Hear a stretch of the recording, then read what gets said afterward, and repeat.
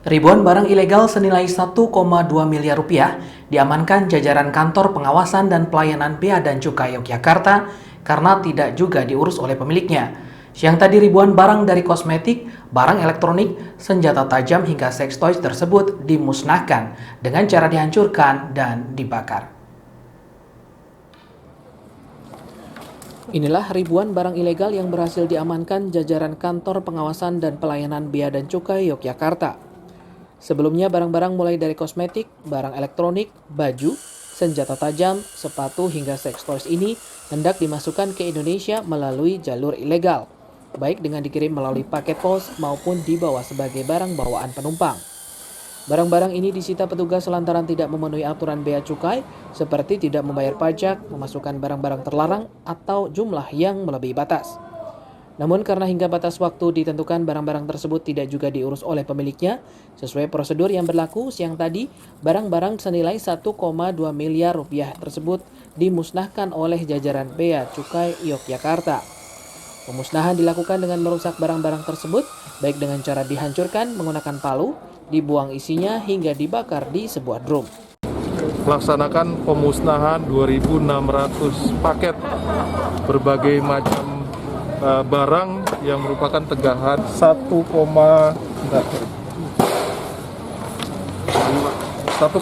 M total nilai dari seluruh barang yang kita musnahkan. Pemusnahan ini dilakukan untuk mencegah penyalahgunaan barang-barang tersebut oleh pihak-pihak yang tidak bertanggung jawab. Dikhawatirkan jika barang-barang tersebut sampai beredar di masyarakat, maka tidak hanya negara yang dirugikan dari sektor pajak, namun juga masyarakat, terutama para pedagang yang selama ini mendapatkan barang-barang serupa dengan cara legal. Tim Liputan Wisnu TV melaporkan. 2 ekor anak harimau langka jenis benggala lahir di Taman Rekreasi Marga Satwa Seruling Mas, Banjarnegara, Jawa Tengah. Kelahiran 2 anak harimau langka ini menjadi kejutan tersendiri bagi pengelola Taman Marga Satwa setempat, sebab harimau benggala dikenal susah dikembangbiakan.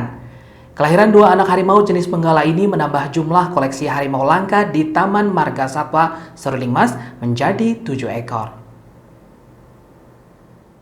Di tengah masa pandemi COVID-19, Taman Marga Satwa Seruling Mas Banjarnegara, Jawa Tengah, mendapat kado istimewa dengan lahirnya 2 ekor anak harimau benggala.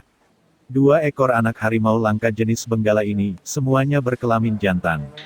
2 anak harimau benggala ini diberi nama Sembara dan Rastaji.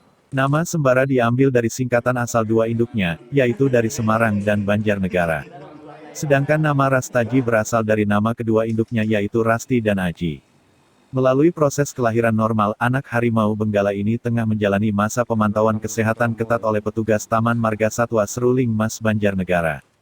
Kelahiran bayi harimau benggala saat pandemi COVID-19 disambut gembira pihak Taman Marga Satwa Seruling Mas, sebab harimau benggala dikenal susah dikembangbiakan.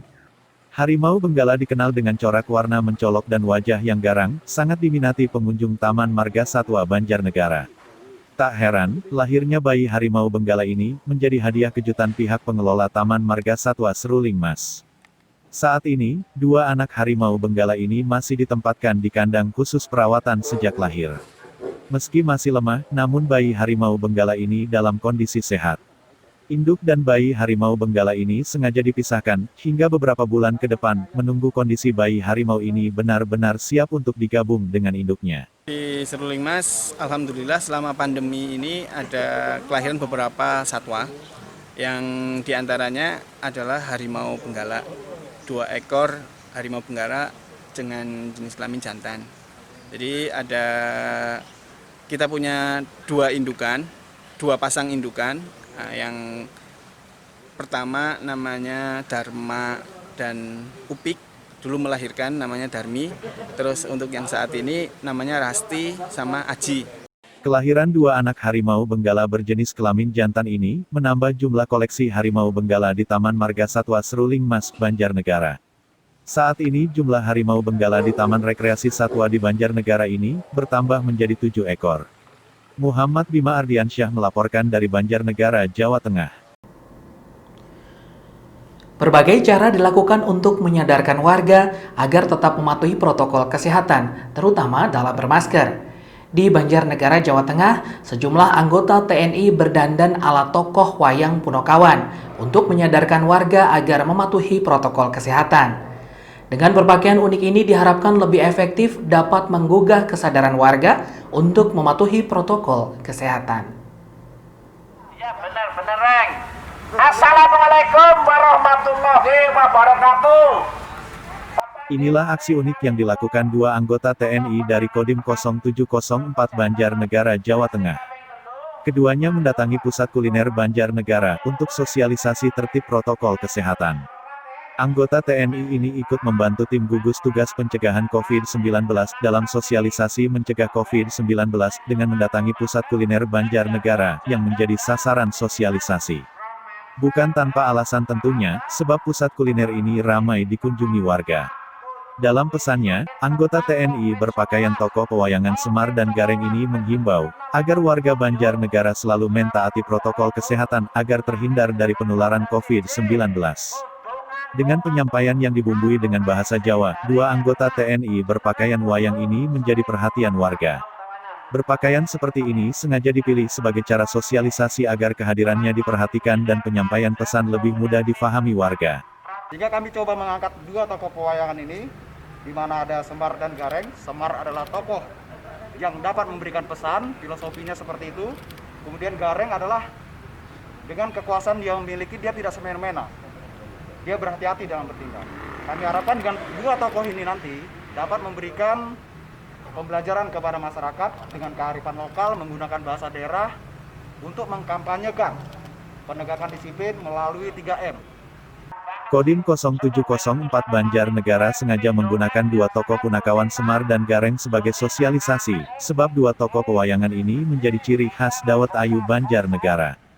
Dua tokoh Punokawan ini dikenal sebagai pemberi pesan dan semangat untuk melawan penyebaran virus corona atau COVID-19.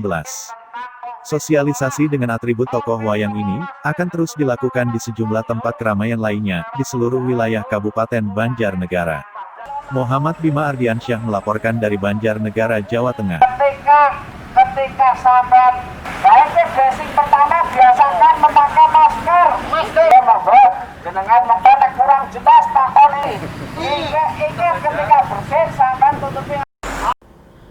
Gubernur DIY Sri Sultan Hamengkubuwono ke-10 mencoba sebuah inovasi alat pendeteksi pasien COVID-19 baru yang dikembangkan Universitas Gadjah Mada, Yogyakarta. Berbeda dengan pendeteksi sebelumnya yang menggunakan rapid test, alat yang diberi nama Genos ini diklaim bisa mendeteksi pasien COVID-19 hanya dengan mengendus hembusan nafasnya. Inilah inovasi baru alat pendeteksi pasien COVID-19 karya Universitas Gadjah Mada, Yogyakarta yang diberi nama Genos. Berbeda dengan pendeteksian sebelumnya yang biasanya menggunakan swab test atau PCR, Genos diklaim bisa mendeteksi pasien COVID-19 hanya dengan mengendus hembusan nafasnya. Siang tadi, alat yang sudah dalam tahap persiapan uji diagnosis di 9 rumah sakit tersebut dibawa ke kantor Gubernur DIY untuk diperkenalkan kepada jajaran Pemda DIY. Dalam perkenalan tersebut, Gubernur DIY Sultan Hamengkubuwono ke-10 bahkan berkenan untuk mencoba alat baru tersebut. Nafasnya nggak bagus diset. Dan nanti karena kami harus istilahnya kan pembutaan, jadi pasiennya nggak boleh tahu, yang ambil nggak boleh tahu, yang swab sampel itu nggak boleh tahu supaya objektif. Nah ini kan kami pakai kode-kode. Tapi kalau X-Medica insya Allah nanti. Terus kuat atau biasa kemauan, yang penting melembung. Kali ada video terus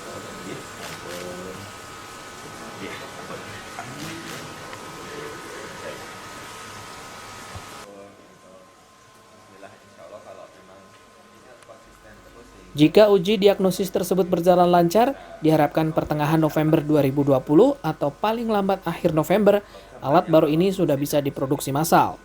Namun meski sudah diproduksi massal, alat tersebut baru bisa diedarkan jika sudah mendapat surat izin edar dari Kemenkes.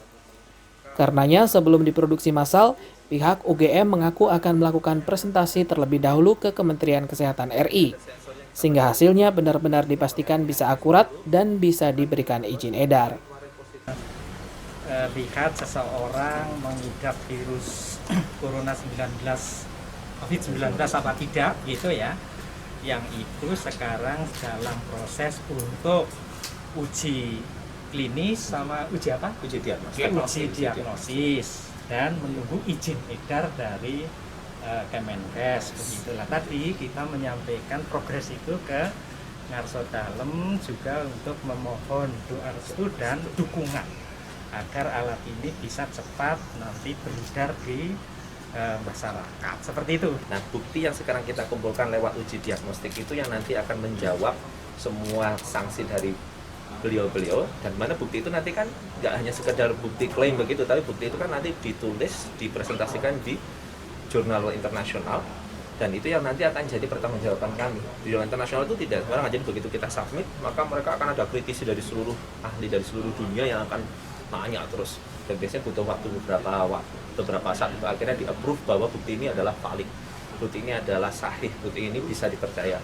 dan kemudian pasti akan diikuti oleh beberapa peneliti lain mencoba melakukan hal yang sama, dan kalau ternyata hasilnya sama artinya inovasi ini benar-benar valid begitu. Adanya reproducible evidence namanya, bukti yang bisa diulang-ulang untuk direproduksi. Selain lebih murah, pendeteksian pasien COVID-19 dengan alat Genos ini diklaim bisa lebih cepat dan tak kalah akurat dengan metode rapid test maupun swab test yang selama ini dilakukan. Genos yang dilengkapi teknologi kecerdasan buatan atau Artificial Intelligence atau AI ini bekerja dengan mendeteksi volatile organic compound atau VOC yang terbentuk karena adanya infeksi COVID-19 yang keluar bersama nafas pasien. Dengan inovasi ini diharapkan akan menjadi solusi bagi masyarakat dalam pendeteksian COVID-19. Terlebih tidak semua lapisan masyarakat mampu untuk membayar rapid test. Tim Liputan Wisnu TV melaporkan. Ingin pertahankan zona hijau dari pandemi COVID-19, warga di Desa Sidorejo, Kecamatan Krian, secara swadaya mengubah lahan kosong yang biasa dipakai untuk pembuangan sampah menjadi taman indah berwarna-warni. Diharapkan dengan adanya taman ini, warga tak perlu bepergian jauh untuk rekreasi, mendapatkan hati yang bahagia, serta tetap menjaga protokol kesehatan. Inilah sebuah lahan berukuran sekitar 300 meter persegi di Desa Sidoarjo, Kecamatan Krian, Sidoarjo, Jawa Timur. Tempat ini dulunya sebuah tempat pembuangan sampah liar yang kini disulap menjadi taman indah berwarna-warni oleh warga setempat. Secara bergotong royong dan dengan dana swadaya warga, tempat yang dahulunya bau dan terkesan kumuh kini diubah menjadi tempat indah nan asri. Taman sederhana dengan berisikan berbagai macam pohon, tanaman, ornamen pot hingga ban bekas berwarna-warni ini semenjak minggu lalu menjadi lokasi tujuan anak-anak ketika harus belajar di rumah. Tak hanya itu, warga lain pun memanfaatkan taman ini untuk rekreasi gratis bersama keluarga hingga mengadakan pertemuan antar warga dengan tetap mematuhi protokol kesehatan seperti mencuci tangan, memakai masker, dan menjaga jarak. Warga mengaku senang semenjak taman ini dibentuk, tak hanya untuk melepas penat seusai bekerja, namun juga sebagai tempat rekreasi yang aman untuk anak-anak, ketimbang harus menuju tempat rekreasi yang penuh oleh warga lainnya, terlebih di masa pandemi COVID-19 seperti saat ini. Berwisata gratis, dekat, dan sini kan sejuk udaranya, dan kalau pulang kerja bisa nyantai sore-sore bareng keluarga kan enak. Gak perlu jauh-jauh ke wisata untuk cari refreshing lah. Perangkat desa setempat sendiri mengaku sengaja membuat taman di lahan kosong tersebut bukan hanya untuk mengatasi kebiasaan warga membuang sampah di tempat ini, namun juga untuk tetap menjaga desanya di zona hijau di masa pandemi COVID-19 ini. Kemudian tanah ini dulu juga tempat pembuangannya sampah dari warga maupun dari kali yang dibuang ke dalam tanah ini. Kemudian dalam rangka pandemi COVID-19 ini kami berinovasi kepada warga kami untuk mengubah tanah ini menjadi taman wisata anak-anak maupun orang dewasa. Dan secara kebetulan anak-anak ini sekolahnya lagi libur karena pandemi. Nah, oleh karena itu kita bikin tempat pariwisata Punden Semampir ini diharapkan agar warga kami tidak keluar dari kemana-mana untuk menghibur dirinya. Diharapkan warga kami bisa berpariwisata di dalam dusunnya sendiri. Oleh warga, taman ini juga tak hanya ditanami aneka tanaman hias dan pohon saja, namun juga berbagai tanaman pangan seperti singkong dan jagung. Dengan adanya lahan hijau ini, kesadaran masyarakat dalam menjaga kebersihan terus ditingkatkan, sehingga akan berdampak pada peningkatan daya tahan tubuh warga. Tim Liputan Wisnu TV melaporkan. Guna mencegah penularan COVID-19 dan meningkatkan kesehatan warga, anggota Satlantas Purbalingga Jawa Tengah membagikan masker dan ratusan paket sayuran. Ribuan masker dan ratusan paket sayur mayur ini dibagikan kepada pengguna jalan di sepanjang jalan protokol Kota Purbalingga. Anggota Satlantas Polres Purbalingga Jawa Tengah ini menyediakan sebanyak 300 paket berbagai jenis sayur mayur. Paket sayur mayur ini disediakan khusus bagi warga yang tengah melintas di jalan protokol Kabupaten Purbalingga. Di sejumlah titik di ruas jalan, anggota Satlantas berhenti dan membagikan paket sayur mayur. Tak hanya sayur mayur yang dibagikan, namun juga 1.000 masker. Ribuan masker dibagikan kepada warga yang ditemui di sepanjang jalan Kota Purbalingga. Pembagian sayur mayur dan masker ini dilakukan sebagai langkah pencegahan penularan COVID-19 serta peningkatan gizi masyarakat. Pembagian sayur dan masker tujuannya untuk pencegahan, salah satunya pencegahan COVID-19, yang mana kita wajib memenuhi yaitu menggunakan masker, tentunya ada menambah makanan yang bergizi ataupun menjadi sehat. Bagi-bagi masker kepada warga Purbalingga ini akan terus dilakukan oleh Satlantas Polres Purbalingga hingga sepekan mendatang. Selain bagi-bagi masker dan sayur mayur, polisi juga melakukan sosialisasi tertib protokol kesehatan kepada warga. Saat ini jumlah warga Purbalingga yang positif COVID-19 semakin bertambah, terutama di 3 pekan terakhir. Dari sebelumnya terdapat 24 kasus positif, kini bertambah menjadi 38 kasus. Muhammad Bima Ardiansyah melaporkan dari Purbalingga, Jawa Tengah.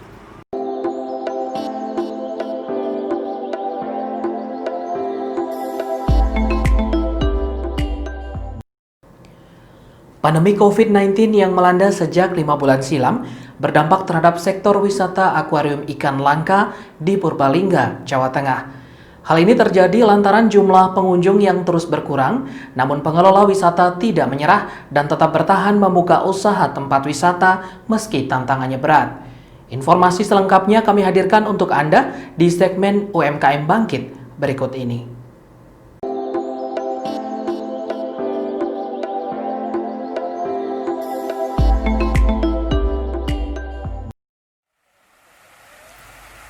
Taman Akuarium Purbasari Pancuran Mas adalah salah satu tempat wisata edukasi di Desa Purbasari, Purbalingga, Jawa Tengah. Tempat wisata akuarium ikan ini menyuguhkan berbagai macam jenis ikan langka dari berbagai sungai di tanah air serta dari berbagai benua. Namun sejak pandemi virus COVID-19 melanda, wisata ikan langka ini mengalami pengurangan pemasukan dana dari tiket masuk pengunjung akibat turunnya jumlah pengunjung secara drastis. Tentu saja pengelola wisata edukasi ini mengalami cobaan cukup berat sebab pendapatan semakin menurun. Mereka harus tetap menyediakan dana untuk operasional, gaji karyawan, serta memberi makan satwa dan ikan di lokasi wisata. Ratusan ikan dan karyawan di lokasi wisata ikan langka ini setiap bulan memerlukan alokasi dana hingga ratusan juta rupiah. Meski demikian, pengelola wisata edukasi ini tak menyerah begitu saja. Meski terjangan pandemi COVID-19 berdampak pada kelangsungan wisata, namun tak menyurutkan semangat pengelola wisata ikan ini untuk tetap beroperasi. Taman Akuarium Ikan Langka masih tetap buka, meski pengunjung turun drastis mencapai 80% dibanding sebelum pandemi COVID-19 melanda. Berbagai upaya dilakukan oleh pengelola wisata ikan langka ini untuk tetap bisa bertahan dari keterpurukan. Salah satu cara bertahan yaitu dengan cara mengurangi gaji karyawan serta membikin sendiri pakan satwa. Ya, memang untuk pelaku usaha khususnya pariwisata ini memang sangat berat sebenarnya. Kita sekarang bisa bertahan aja udah luar biasa. Untuk menjaga kestabilan terutama ya karyawan ya, kan karyawan juga harus tetap dibayar, kemudian objeknya juga harus ada maintenance, kemudian satwanya juga harus dipelihara gitu. Jadi ya sudah berapa bulan ini kita tutup 5 bulan, begitu 5 bulan tutup kita baru buka kembali. Tapi pengunjung juga 20% paling dari hari-hari normal. Tapi ya nggak apa-apa, kita bertahan aja. Kita utamakan keselamatan lah, keselamatan untuk karyawan maupun pengunjung. Tempat wisata akuarium ikan langka ini mulai buka untuk umum sejak bulan Agustus lalu dengan menerapkan protokol kesehatan sangat ketat. Setiap pengunjung wajib mentaati aturan untuk mencegah penularan COVID-19, yaitu wajib memakai masker, cuci tangan, dan jaga jarak. Kini setiap harinya pengunjung berkisar 3 hingga 400 wisatawan per hari. Padahal sebelumnya mencapai ribuan orang. Pengelola wisata ikan langka ini hanya berharap agar pandemi COVID-19 segera selesai, agar tempat wisata ramai lagi dan bisa menutup kerugian. Tim Liputan Wisnu TV melaporkan.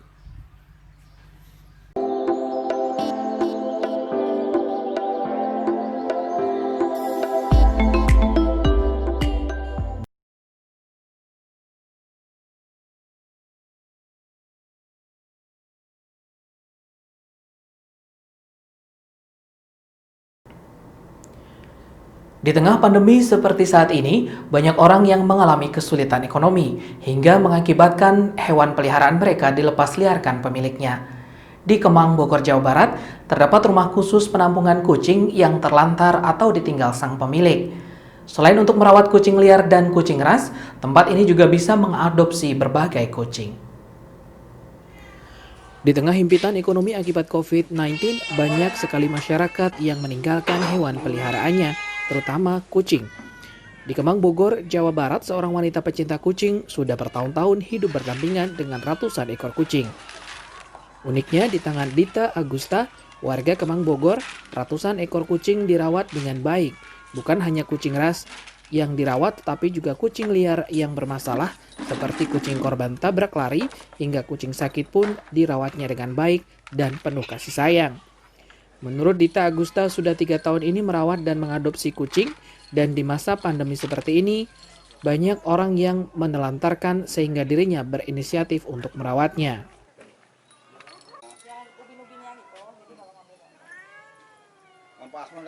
Ya, karena pandemi ini kan masalah kita semua, saya tidak bisa menyalahkan siapa-siapa gitu ya. Dan untuk kucing juga kasus makin banyak, penelantaran hewan makin banyak gitu kan, karena ya efek dari pandemi ini gitu. Jadi rumah kucing pasti kena efeknya lah gitu.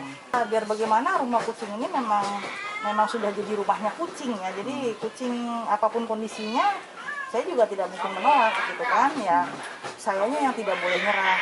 Saya harus tetap berjuang karena mungkin kantor-kantor atau perusahaan bisa merumahkan karyawan atau memangkas biaya pengeluaran ya. Kalau saya kan karyawan harus tetap bekerja, tidak ada liburnya karena memang mereka setiap hari harus diurus gitu. Jadi kalau untuk operasional kita justru nggak ada pengurangan, tapi pemasukan donasi ya ada berkurangnya karena efek pandemi ini. Meski mendapat dukungan dari suami dan 3 orang anaknya, Dita kewalahan merawat kucing. Namun demikian, tak jarang Dita mendapat berbagai bantuan untuk perawatan kucing dari mereka sama pecinta kucing. Atas apa yang dilakukan selama ini, tak heran jika ada orang yang datang menitipkan kucing ke rumah kucing milik Dita. Seperti halnya Debbie, warga asal Jakarta, datang ke Bogor menitipkan kucingnya lantaran harus merawat sang ibu yang sudah sakit-sakitan. Keluarga saya tuh, saya ngurus ibu saya, jadi dan dalam keadaan corona covid gini kan nggak memungkinkan, jadi kita pilihlah tempat yang kira-kira memang kita udah survei dulu dari internet, informasi dari teman-teman dan juga orangnya bagus, memang penyayang kucing, baru kita serahkan. Dita mengaku butuh 1 karung pakan kucing kering dan 150 ekor ikan tongkol basah setiap harinya untuk memberi makan kucing liar rawatan Dita ini. Diharapkan di tengah pandemi seperti saat ini ada donatur yang bisa membantu menambahkan pakan kucing yang dipeliharanya.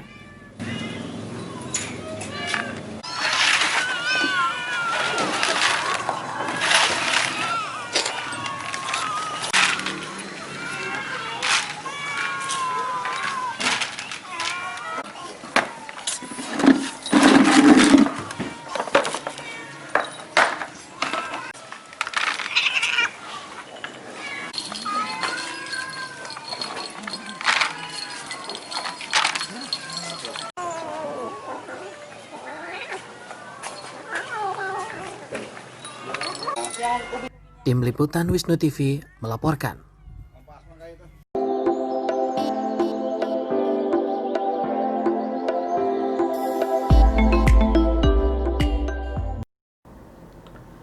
Berbagai upaya dilakukan para desainer di Yogyakarta untuk lebih mengenalkan batik ekoprint kepada masyarakat. Salah satunya dengan membuat aneka kreasi busana dari bahan batik ekoprint, seperti ditampilkan dalam gelaran fashion show. Bagaimana kreasi batik ekoprint ini? Berikut laporannya untuk Anda dalam segmen UMKM Bangkit.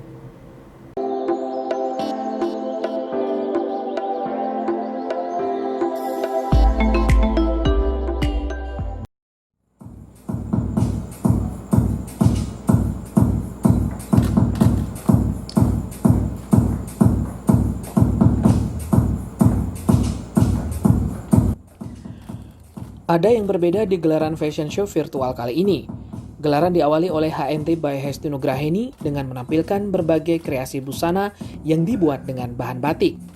Namun, batik yang digunakan bukan batik biasa, melainkan batik ekoprint, yaitu batik yang dibuat dari pewarna alam dengan memindahkan pewarna dari daun pilihan. Meski dianggap lebih ramah lingkungan, namun hingga kini masih banyak masyarakat yang belum mengetahui batik jenis ini. Karenanya, berbagai upaya terus dilakukan para desainer di Yogyakarta untuk lebih mengenalkan dan mengangkat keberadaan batik ramah lingkungan ini. Salah satunya lewat fashion show virtual yang rutin digelar Arbi Fembria Modeling School Fashion Show di Sleman. Tidak hanya Hesti Nugraheni, berbagai kreasi batik ekoprint dalam fashion show virtual ini juga ditampilkan oleh Madaka by Ike Monica.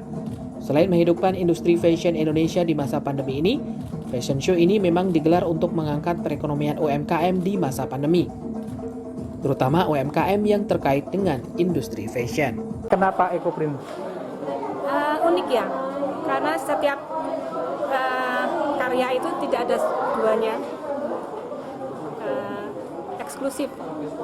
Harapannya, ya? Harapannya dengan diangkat di forum ini, di acara ini? Iya, harapannya selain kita masyarakat itu lebih mengenal ekoprint, yang kedua kita harus lebih ke go green ya, go green itu yang penting karena ini semuanya warna alam. Setelah pandemi ini kita jangan pernah menyerah, kita tetap harus berkreasi, kita tetap harus terus mewujudkan semuanya sih, kayak kita harus tetap berbisnis dan para pelaku fashion pun harus terus berkembang bersama. Selain dua desainer tersebut, AVMS Fashion Movement ke-6 ini juga diikuti 10 desainer lainnya, sehingga total desainer yang ikut di gelaran ke-6 ini menjadi 12 orang.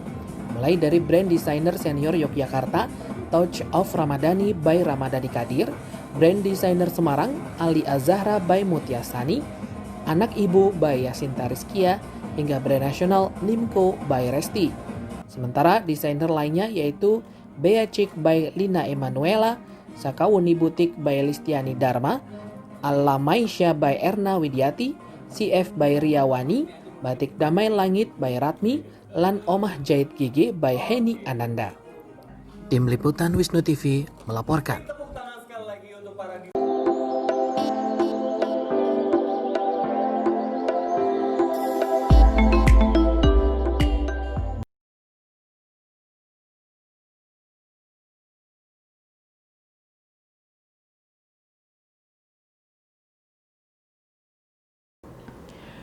Kita beralih ke berita terakhir, saudara. Kondisi pandemi COVID-19 yang tak berkesudahan menginspirasi para pelajar SMK di Kabupaten Sidoarjo untuk membuat bilik pendeteksi suhu tubuh. Bagi yang kedapatan suhu tubuh di atas 36 derajat akan diarahkan untuk melewati jalan lain dan kemudian diminta istirahat terlebih dahulu di UKS dan ditangani gugus tugas COVID sekolah. Berita ini sekaligus menjadi berita penutup perjumpaan kita kali ini. Siswa SMK jurusan Mekatronika di SMK Antartika 2 Sidoarjo menciptakan sebuah alat berbentuk bilik yang bisa mengukur temperatur suhu badan melalui sebuah sensor. Berbentuk persegi panjang, alat pengukur suhu otomatis ciptaan siswa SMK Antartika 2 ini terbilang efektif dan efisien, apalagi diterapkan dan dimanfaatkan di situasi pandemi COVID-19 yang belum jelas kapan akan berakhir ini. Alat ini diciptakan oleh 3 siswa SMK setempat, yakni Kelvin, Abdul Goni, dan Ahmad Sigit. Ketiga siswa SMK kelas 13 jurusan mekatronika ini terinspirasi membuat bilik deteksi suhu tubuh ini karena ingin meminimalisir kontak fisik antar manusia. Dengan memanfaatkan sensor yang dipasang di alat ini, nantinya apabila suhu badan seseorang terdeteksi berada di atas 36 derajat Celcius, maka yang bersangkutan akan diarahkan melalui pintu lain, menuju ruang tim gugus tugas COVID sekolah. Dari alat ini adalah kita dalam keadaan pandemi seperti ini, saya untuk menghindari kontak fisik dan juga membantu pihak UKS agar lebih mudah dalam menghadapi pandemi ini agar tidak banyak orang yang berkumpul saat menjaga di depan seperti ini. Kita akan mengukur tangan, kita letakkan di sensor. Setelah itu sensor akan mendeteksi dan keluar suara bahwa suhunya berapa. Kemudian pintu akan membuka. Kalau seumpama kita normal, kita akan masuk ke dalam sekolah. Kemudian saat kalau panas, kita akan disuruh ke UKS. Temuan yang kali ini adalah salah satu produk. Sebenarnya produk-produk dari siswa kami banyak, Bapak. Dari salah satu produk ini nanti karena ini karya siswa, kami akan melindungi karya siswa tersebut dengan kami daftarkan ke HAKI. Dan di Antartika 2, semua karya siswa sudah kami daftarkan di HAKI. Pihak sekolah memastikan, karya anak didiknya ini akan didaftarkan ke HAKI, dan dipatenkan untuk kemudian harapannya bisa menjadi kebanggaan pihak sekolah dan juga Kabupaten Sidoarjo. Tim Liputan melaporkan.